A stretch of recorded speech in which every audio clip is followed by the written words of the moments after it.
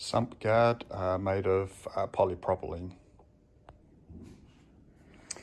The reassembly process. So this is the sump guard or skid guard. We've added the new pegs, and then the swing arm is on.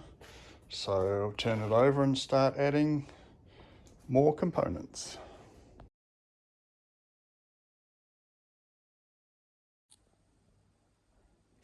As you can see, the frame has been painted. I'm now in the process of doing some test fitting of some components. So forks are on, foot pegs are on. They're great.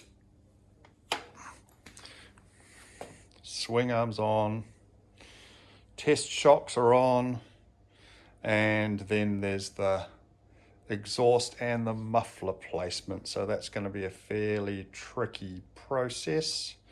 At the moment I'm going through and working out where the exhaust is going to travel and how I'm going to have that bent.